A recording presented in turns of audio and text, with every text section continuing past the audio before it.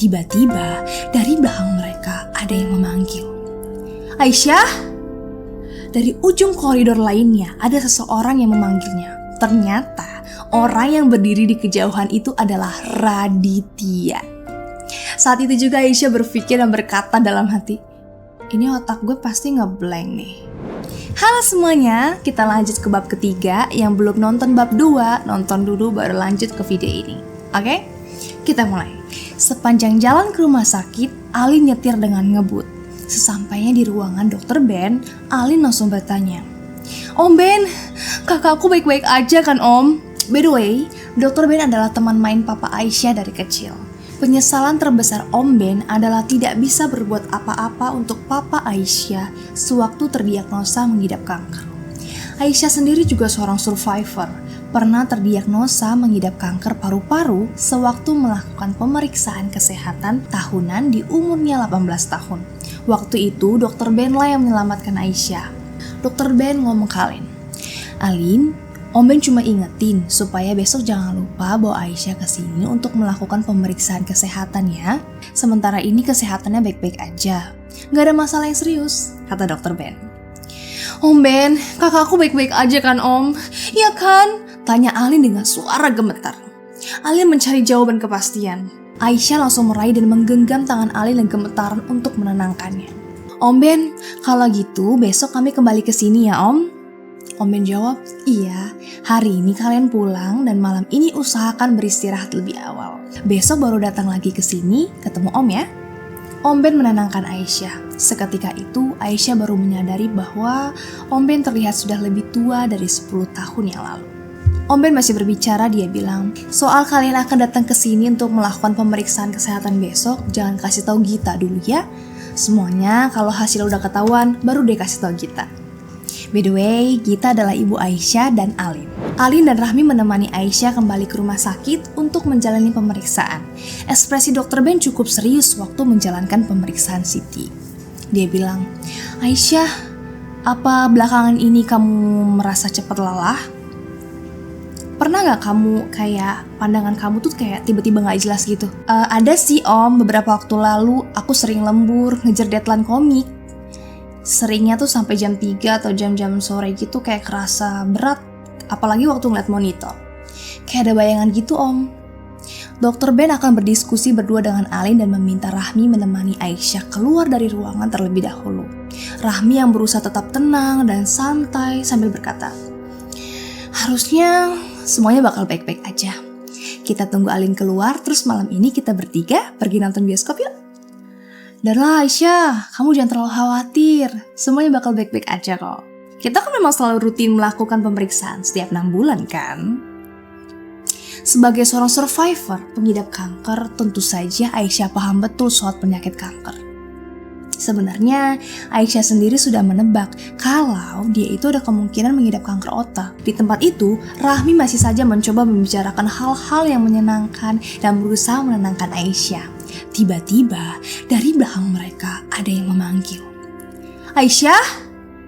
Dari ujung koridor lainnya ada seseorang yang memanggilnya. Ternyata orang yang berdiri di kejauhan itu adalah Raditya. Saat itu juga Aisyah berpikir dan berkata dalam hati, ini otak gue pasti ngeblank nih. Kayak ada rusak nih. Tiba-tiba Aisyah langsung flashback. Kepikiran Raditya dan muncul kilas balik pertemuan pertama. Waktu Radit dan Aisyah mengumpulkan bahan-bahan komik untuk pertama kalinya. Seorang laki-laki yang tampan sedang santai membolak-balikan setiap halaman bukunya duduk di bawah pohon rindang. Aisyah langsung cepat-cepat foto momen itu. Gambar hasil jepretannya itu terkisahkan di dalam komiknya. Pada saat itu, Aisyah bisa mendengar jantungnya berdebar dengan kencang. Momen itu jugalah Aisyah langsung jatuh cinta pada pandangan pertama. Tanpa disadari, Aisyah langsung foto banyak banget. Sampai-sampai Raditya mengerutkan kening dan kayak kurang senang gitu. Lalu dia berjalan mendekati Aisyah dan melototi dia. Awalnya Aisyah agak malu sih tertangkap basah oleh Radit. Tapi tiba-tiba sikap Aisyah yang bersalah itu berubah menjadi ketus. Lo gak tahu ya gue tuh lagi foto pemandangan yang bagus. Kok lo tiba-tiba ganggu gue deket kamera gue sih? Raditya yang tadinya agak kesel dan marah setelah mendengar omelan Aisyah jadi kayak ngerasa bingung. Gue harus marah atau gimana ya? Terus dia langsung ngomong dalam hati, kayaknya gue abaikan dia aja deh. Udah aku tinggalin aja deh.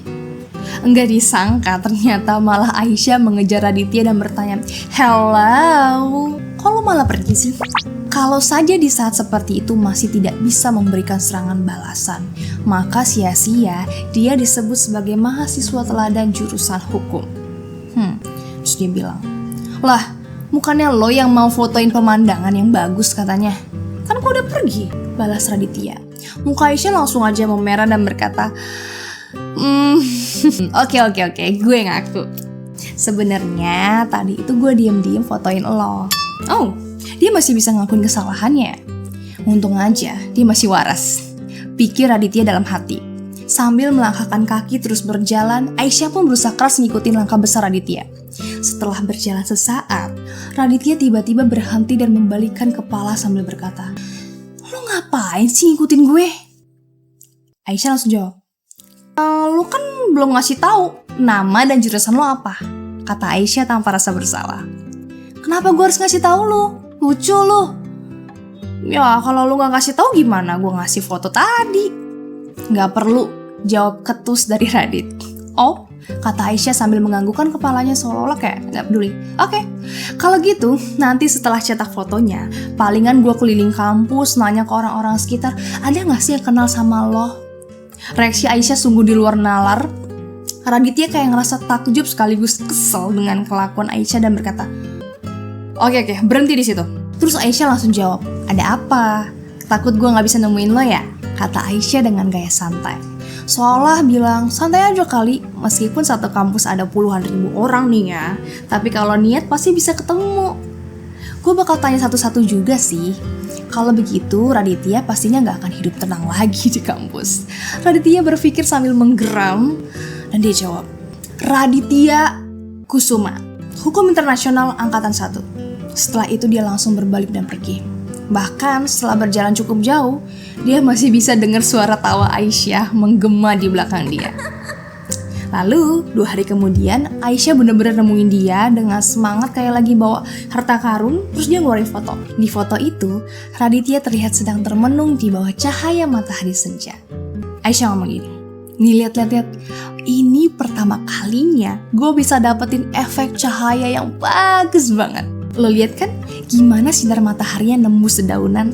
Setelah semua flashback itu yang ada di isi kepala Aisyah dan dia sekarang tersadar, Aisyah mengedipkan mata beberapa kali di kejauhan lorong rumah sakit itu. Dan dia lihat, itu memang Raditya. Dia benar-benar berdiri di sana dan melambaikan tangan sama dia. Dia tersadar, di saat hidupnya yang ada di titik paling gelap, Aisyah justru bertemu dengan Raditya lagi. Mungkin Tuhan masih sayang sama dia. Mungkin saat itu, dia tuh cuman pengen dunia tahu kalau dia tuh mencintai seorang laki-laki. Tapi sebagian dari dirinya juga berharap cowok itu gak membalas cintanya. Karena jika iya, cowok itu pasti akan sangat menderita.